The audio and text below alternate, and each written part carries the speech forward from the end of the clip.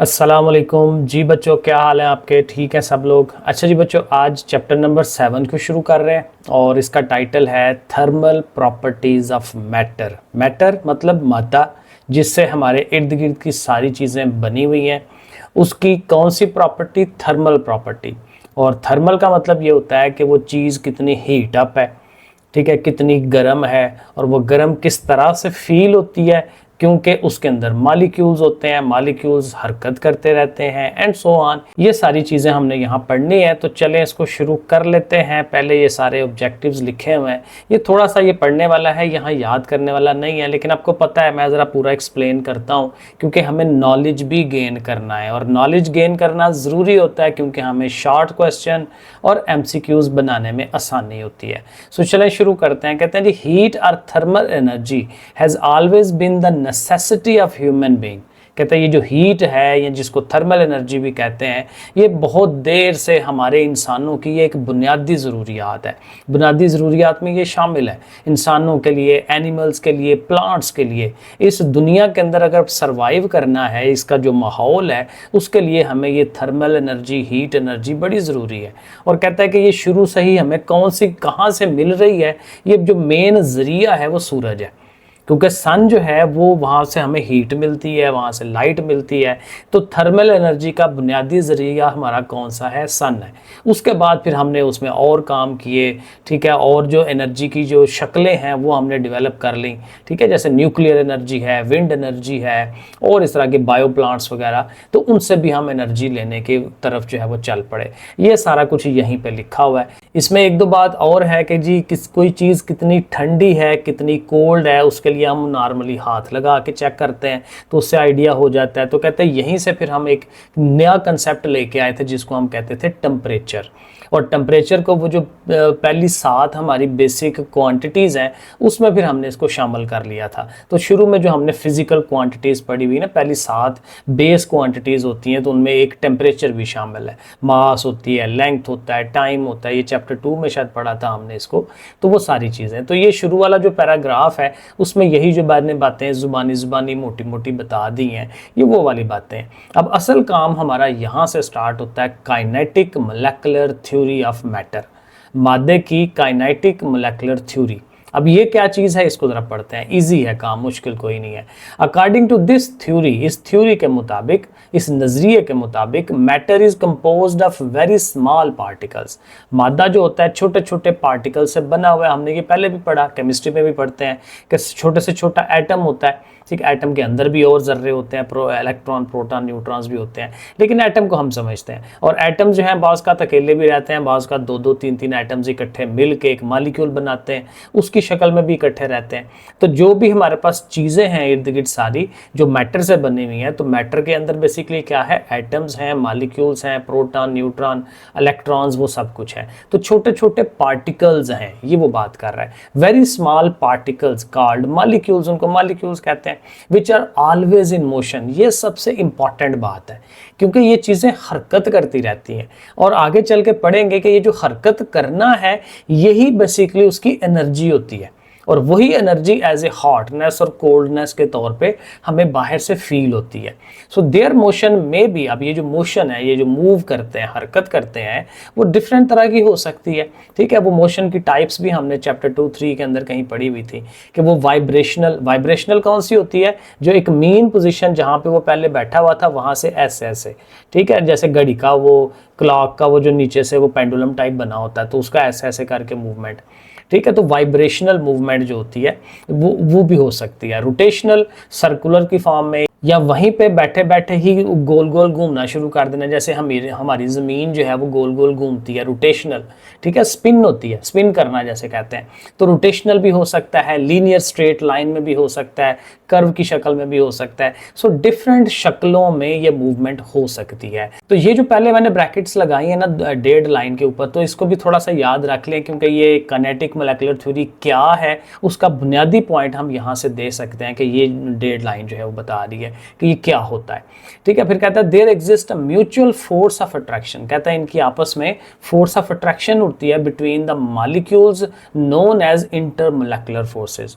सो पहली बात तो हमने ये की कि मादा जो भी है, मैटर जो भी है, वो छोटे छोटे पार्टिकल से बना हुआ है जिनको मॉलिक्यूल्स कहते हैं। अब ये मॉलिक्यूल्स हर टाइम हरकत करते रहते हैं। अब इनकी हरकत डिफरेंट तरह की हो सकती है, वाइब्रेशनल है, रोटेशनल है, लीनियर है, इन सब शक्लों में हो सकती है।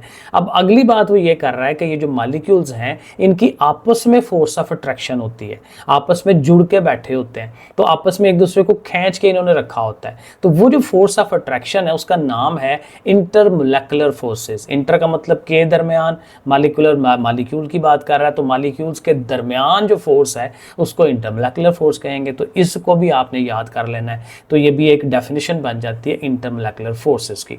अब कहता है ये जो फोर्स है, दिस फोर्स डिपेंड अपॉन, अब ये किस पे डिपेंड करती है कि कितनी ज़्यादा ये फोर्स होगी, कितनी कम होगी, ये डिपेंड करती है डिस्टेंस बिटवीन द मॉलिक्यूल्स, कि मॉलिक्यूल्स आपस में कितनी कितनी दूर हैं। आपने पढ़ा होगा गैस के मॉलिक्यूल्स दूर दूर होते हैं, तो जब दूर दूर हैं तो दो मॉलिक्यूल्स के दरमियान जो फोर्स ऑफ अट्रैक्शन है बहुत वीक होनी है।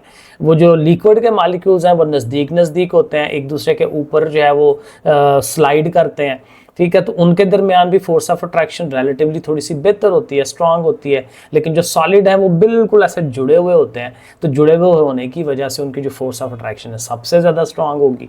तो ये इंटरमोलेकुलर फोर्सेस डिपेंड किस पे कर रही है, डिस्टेंस के ऊपर, कि दो मॉलिक्यूल्स के दरमियान फासला कितना है। जितना फासला ज़्यादा होगा फोर्स कम हो जाएगी। The molecules possess kinetic energy. अब ये बड़ी इंपॉर्टेंट बात है, ये याद जरा समझिएगा। The molecules possess kinetic energy. इन मॉलिक्यूल्स में काइनेटिक एनर्जी होती है। काइनेटिक एनर्जी पढ़ी थी ना, कोई भी चीज जो हरकत कर रही हो, जो मूव कर रही है, उसमें काइनेटिक एनर्जी होती है। सो कहते हैं मॉलिक्यूल्स में काइनेटिक एनर्जी होती है ड्यू टू मोशन, क्योंकि वो हरकत कर रहे हैं, एंड पोटेंशियल एनर्जी, और पोटेंशियल भी होती है, और वो किस वजह से होती है, फोर्स ऑफ अट्रैक्शन, क्योंकि फोर्स ऑफ अट्रैक्शन की वजह से वो कुव्वत डेवलप हुई है ना, क्योंकि वो कहीं मूवमेंट की वजह से नहीं है, वो फोर्स ऑफ अट्रैक्शन है। तो वो फोर्स ऑफ अट्रैक्शन को हम किस कैटेगरी में लेके जा रहे हैं, पोटेंशियल में। पोटेंशियल बेसिकली यही होती है पोजीशन की वजह से। तो वो पोजीशन है ना कि अब मॉलिक्यूल्स एक दूसरे से कितने दूर हैं, कितने नज़दीक हैं। So when a substance is heated, जब किसी चीज़ को गर्म करते हैं, ठीक है। अब ये देखें बड़ी इंपॉर्टेंट बातें आ रही हैं कि जो उनकी जो एनर्जी है, पहले तो ये याद रखना है एनर्जी की दो तरह से हो सकती है, काइनेटिक मूवमेंट की वजह से, और पोटेंशियल उनकी आपस में जो इंटरमोलेकुलर फोर्सेज हैं। अब वो एनर्जी है उसके अंदर, ठीक है। अब वो एनर्जी आगे से क्या बनेगा वो देखें। When a substance is heated, जब किसी चीज़ को गर्म करते हैं, इट्स टेम्परेचर राइजेस, डेफिनेटली वो टेम्परेचर बढ़ जाता है, दर्जा हरारत ज़्यादा हो जाता है, and it's molecular motion becomes more vigorous, और उनके जो मॉलिक्यूल्स की जो आपस वो जो मूवमेंट है, हरकत है, वो और विगरस होती है और तेज़ हो जाती है। विगरस का मतलब तेज़ हो जाना, विच increases the kinetic energy of the molecules. और जब वो तेज़ी से हरकत करते हैं तो फिर उनकी काइनेटिक एनर्जी बढ़ जानी चाहिए। दस the temperature of the substance depend upon the average kinetic energy of the molecules. अब यहाँ पे ये रिजल्ट ये बन रहा है कि ये जो टेम्परेचर है किसी बॉडी का, वो किस पर डिपेंड करता है कि उनकी काइनेटिक एनर्जी कितनी है, सब की। इसलिए उसने एवरेज का वर्ड यूज़ किया है, क्योंकि एवरेज हमेशा ज़्यादा चीज़ें होती हैं तो उन सब को प्लस करके उतने पे डिवाइड करते हैं, तो एक एवरेज एनर्जी आती है, क्योंकि हर मॉलिक्यूल की डिफरेंट होगी, ठीक है। कोई आहिस्ता हरकत कर रहा होगा तो तेज़ कर रहा होगा, तो इसलिए उसको एवरेज का वर्ड यूज़ कर रहा है। तो किसी भी बॉडी का टेम्परेचर वो किस तरह से मेजर हो रहा है, वो देख रहे होते हैं कि उसकी वो मूवमेंट कितनी है, काइनेटिक एनर्जी एवरेज जो है फॉर्म में कितनी है। आगे कहता है in general matter exist in 3 states, solid, liquid and gas. तो यहाँ तक उसने बेसिकली जो मोलेकुलर थ्योरी है ना, काइनेटिक मोलेकुलर थ्योरी, वो हमें एक्सप्लेन कर दी। तो जब भी सवाल आएगा काइनेटिक मोलेकुलर थ्योरी का, तो आपने कहना भाई जितने भी तरह के मादे हैं, देखिए 5-6 पॉइंट्स बना लें कि जितनी भी तरह का मादा है हमारे के चीज़ें मौजूद हैं, वो सारे मादे से, मैटर से बनी हुई हैं। अब मैटर जो है उसमें मॉलिक्यूल्स हैं।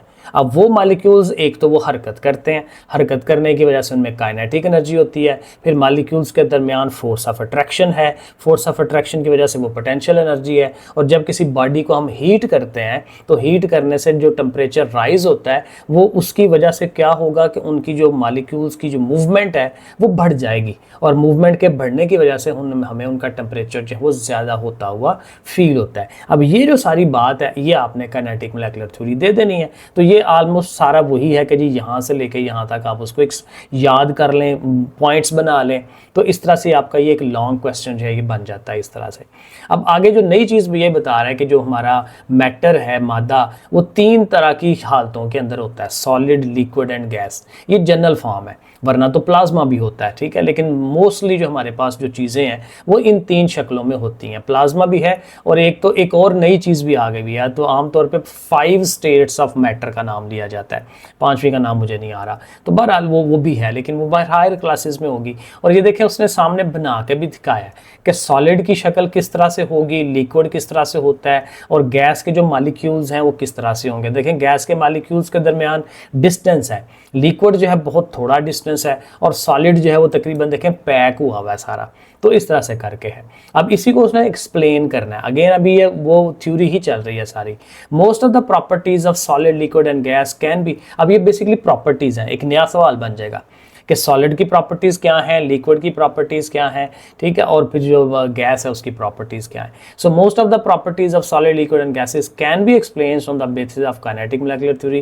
कहता है उसी की बेस पे हम कर सकते हैं। अब यहाँ से स्टार्ट होता है सॉलिड की प्रॉपर्टीज़। तो कहता है in case of solids the intermolecular forces are so strong, कहता है सॉलिड में इंटरमोलेकुलर फोर्सेस इतनी तेज होती हैं, स्ट्रांग होती हैं, that they keep the molecules bound, molecules आपस में बाउंड होते हैं, जुड़े हुए होते हैं। So the molecules are held at fixed position, molecule एक अपनी एक खास जगह पे फिर वहीं पे रहते हैं, इधर उधर नहीं जाते, but still they show vibrational motion, लेकिन फिर भी कहता है हल्की फुल्की मोशन वो दिखा सकते हैं। और वो कौन सी वाइब्रेशनल, क्योंकि अपनी रहना उन्होंने अपनी जगह पे ही है, लेकिन वहीं पे वो वाइब्रेट करेंगे, ऐसे ऐसे करके रहेंगे वहीं पे, टेम्परेचर कम करेंगे वहीं का वहीं रहेगा, क्योंकि उसके साथ वाला उससे जुड़ा हुआ है। तो थोड़ा थोड़ा हल्का फुल्का जो है वो इधर उधर मूव करते हैं, जिसको हम वाइब्रेशनल मोशन कहते हैं, अबाउट देयर फिक्स्ड पॉइंट, वही जिस पॉइंट पे वो पहले बैठे हुए हैं। दिस इज वाई, इस वजह से the solid have a definite shape और अ डेफिनेट वॉल्यूम। तो यहाँ तक आपका ये सॉलिड का आ जाएगा कि इसी वजह से उनकी एक खास शक्ल होती है और खास उनका एक वॉल्यूम होता है, क्योंकि अपनी शक्ल चेंज नहीं कर सकते ना वो, क्योंकि शक्ल क्यों नहीं चेंज करते, क्योंकि वो फिक्स होकर पड़े हुए हैं। मॉलिक्यूल जब एक जगह से दूसरी जगह जाएगा ही नहीं तो शक्ल कैसे चेंज होगी, क्योंकि मॉलिक्यूल से मिलकर ही वो चीज़ बनी हुई है ना। तो मॉलिक्यूल जब अपनी जगह ही छोड़ नहीं रहे तो फिर ज़ाहिर है शक्ल कैसे चेंज होगी, वही रहेगी जैसा मेरा फेस है, ठीक है। अब फेस के जो मॉलिक्यूल्स हैं वो जहाँ जहाँ हैं वहीं के वहीं पड़े हुए हैं। ये मेरा लेट्स सपोज ये लिक्विड शेप में होता तो ऐसे टेढ़ा मेढ़ा होना शुरू हो जाएगा, क्योंकि कोई शेप बरकरार नहीं रख पाएगा, वो स्लाइड होंगे मॉलिक्यूल्स। तो ये सॉलिड है तो उस तरह से वो अपनी जगह मेंटेन रखे हुए हैं, अपनी शक्ल जो है वो बरकरार रखे हुए हैं। इन केस ऑफ लिक्विड्स, लिक्विड की शक्ल में इंटरमोलेकुलर फोर्सेज इज सो वीक, इतनी थोड़ी सी वीक होती हैं that it can not hold the molecule eight fix. ये मेन पॉइंट कि वो वीक होती हैं और इस तरह से वीक होती हैं कि वो अपनी जगह मेंटेन नहीं रख पाते, जगह छोड़ जाते हैं molecule, and the molecule can slide, लेकिन बिल्कुल ही छोड़ के नहीं चले जाते जैसे गैस वाले चले जाते हैं, ये स्लाइड करते हैं। एक तय है और उसके ऊपर दूसरी तय जो है मॉलिक्यूल की वो स्लाइड कर रही होती है, slide over each other in random direction, इधर उधर हो सकते हैं। A liquid therefore possesses a definite volume, volume definite होता है क्योंकि किसी बर्तन में डालेंगे तो उतना ही वॉल्यूम रहेगा, किसी और बर्तन में डालेंगे तो वॉल्यूम उतना ही रहेगा, लेकिन ज़ाहिर है वो शक्ल थोड़ी चेंज हो जाएगी। पेंदा अगर बड़ा है तो वो नीचे पतला हो जाएगा, गिलास है तो वो ऊपर की तरफ हो जाएगा, लेकिन वॉल्यूम उतने का उतना ही रहता है जितना है, ठीक है। तो डेफिनेट शेप उसकी नहीं रहती। Due to flow of the molecules it acquires the shape of the containing, क्योंकि ज़रा फ्लो कर लेते हैं तो जो कंटेनर होगा उसी कंटेनर की शक्ल जो है ये इख्तियार कर लेते हैं। सो ये लिक्विड वाली बातें हैं, ये भी आपने इसको याद करना है। और उसके बाद गैस के मुतालिक भी इसी तरह से हम एक्सप्लेन करेंगे कि gas molecules are relatively far away, अब ये रिलेटिवली ज़्यादा दूर होते हैं from one another, due to which, जिसकी वजह से gas neither possesses a definite volume not a definite shape, तो ना ही उसका एक खास वॉल्यूम होता है ना ही उसकी एक डेफिनेट शेप है, क्योंकि वॉल्यूम आप उसको कंप्रेस करेंगे तो मॉलिक्यूल नज़दीक होकर वॉल्यूम को कम कर देंगे, ठीक है। शक्ल बिल्कुल तो नहीं, क्योंकि वो नज़र ही नहीं आती वैसे भी, तो उसकी एक खास शक्ल भी नहीं होती और वॉल्यूम भी नहीं होता। तो ये आपने पॉइंट्स याद करने हैं। ये अगेन ये लॉन्ग क्वेश्चन बन जाता है कि आप एक्सप्लेन करें तीनों स्टेट्स ऑफ मैटर को on the basis of kinetic molecular theory, तो ये भी आपको ये याद करना चाहिए। और जाहिर है कि प्लाज्मा को भी एक्सप्लेन करना है। सो प्लाज्मा बेसिकली क्या है, प्लाज्मा बेसिकली गैस ही होती है, लेकिन क्या होती है कि गैस आयोनाइज हो गई होती है। आयोनाइज का मतलब ये होता है कि जैसे एक मॉलिक्यूल है ना, तो अब जब मॉलिक्यूल बैठा हुआ है तो उसके अंदर प्रोटॉन, न्यूट्रॉन, इलेक्ट्रॉन सारे एटम्स के अंदर मौजूद हैं, लेकिन अब क्या होता है जब आयोनाइजेशन होती है तो इलेक्ट्रॉन्स अंदर से निकल जाते हैं, निकल के कुछ आज़ाद हो जाते हैं। अब जब इलेक्ट्रॉन निकल जाते हैं तो आपको पता है उस पर नेगेटिव चार्ज होता है, ये केमिस्ट्री का सारा काम है। तो उसमें नेगेटिव चार्ज होता है, तो नेगेटिव चार्ज जब निकल जाए तो पीछे वो जो एटम है या मॉलिक्यूल है वो क्या हो जाएगा, पॉजिटिवली चार्ज हो जाएगा। तो नेगेटिव का निकल जाना, फ्री इलेक्ट्रॉन्स का निकल जाना और पीछे पॉजिटिव, तो प्लस माइनस। तो ये जो आयन्स होते हैं वो बेसिकली यही होते हैं कि एक पे प्लस का साइन होता है, एक पे नेगेटिव का साइन होता है। तो इलेक्ट्रॉन्स का निकल जाना बेसिकली ये आयनाइजेशन होती है, और ये अक्सर आयनाइजेशन होती है करंट के गुजरने से, करंट गुजारी जाती है। The plasma is a gas in which most of the atoms are ionised, ज़्यादातर एटम जो है आयनाइज हो गए होते हैं, containing positive ions and electrons, वो आपको मैंने बता दिया।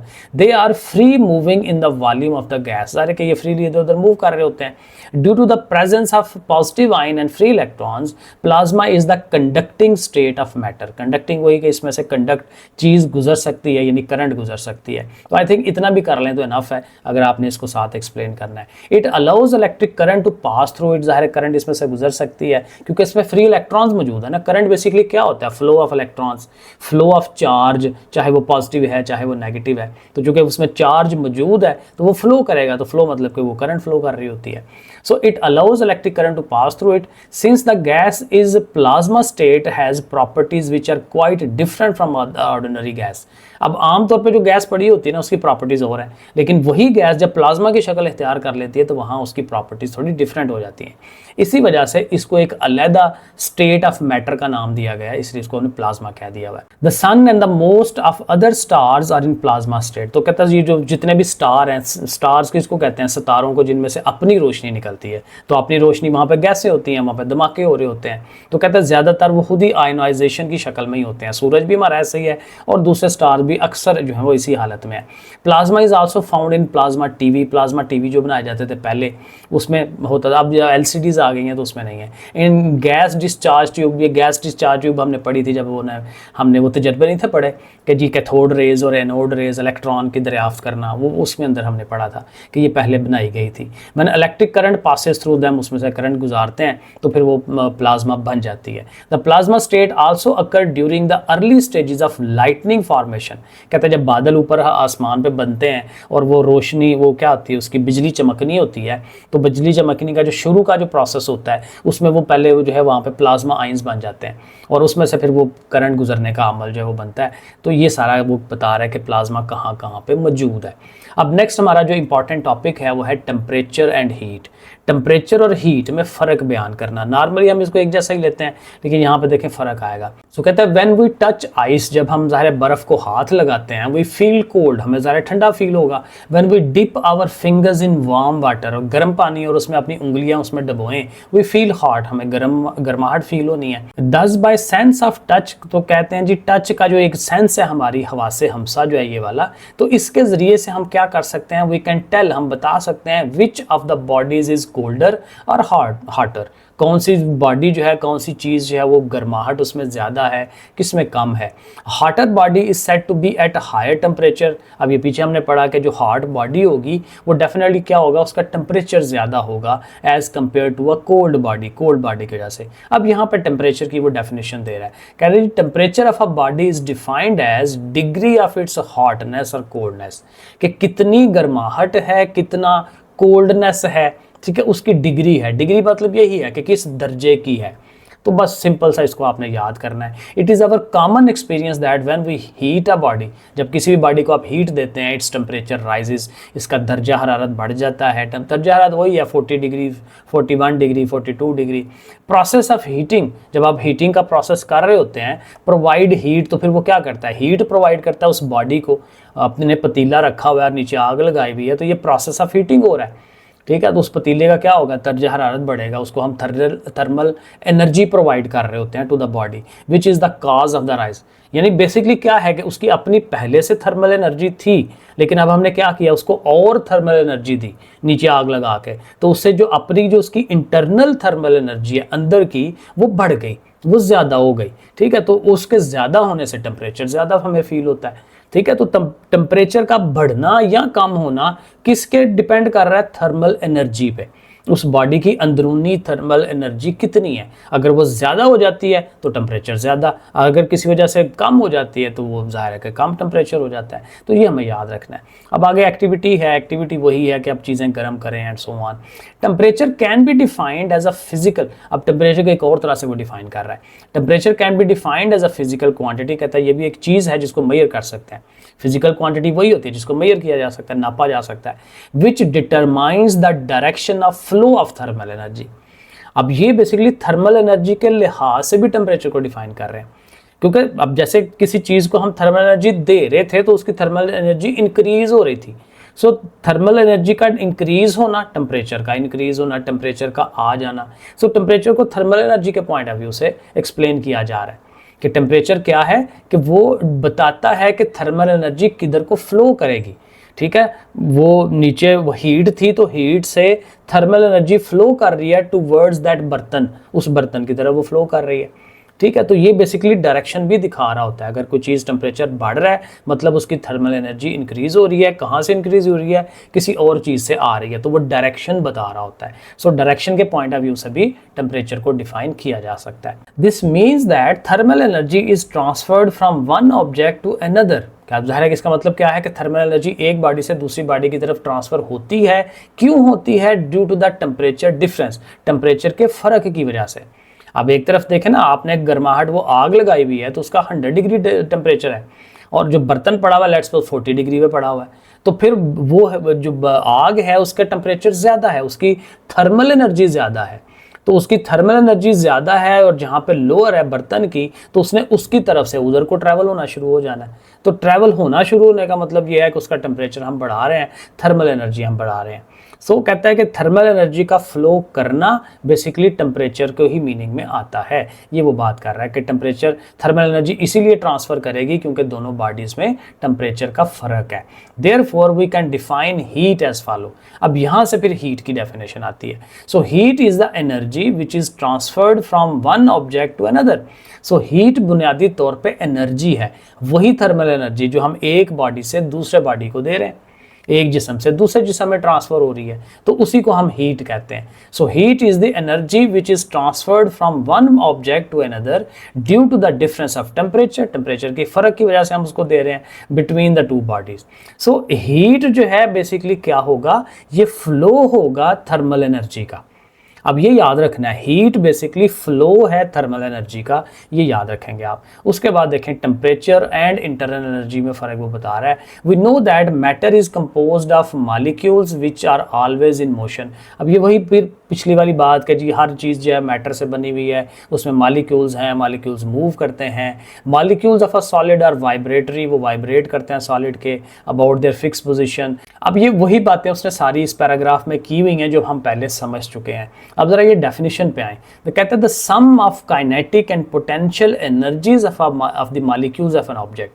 हमने कहा था ना कि वो उसके अंदर जो मॉलिक्यूल है उसके अंदर उसके पास दो तरह की एनर्जी है, काइनेटिक भी और पोटेंशियल भी, शुरू में हमने पढ़ा। तो कहता है दोनों की एनर्जीज को जमा कर लें, काइनेटिक एनर्जी को भी और पोटेंशियल को भी आप जमा कर लें तो वो क्या बन जाता है? इंटरनल एनर्जी, उसकी अंदरूनी एनर्जी। अब जाहिर है ना, किसी भी बॉडी के अंदर की जो एनर्जी है वो क्या होगी? वो वही ये दोनों होती हैं, इसके अलावा तो कोई चीज़ नहीं है।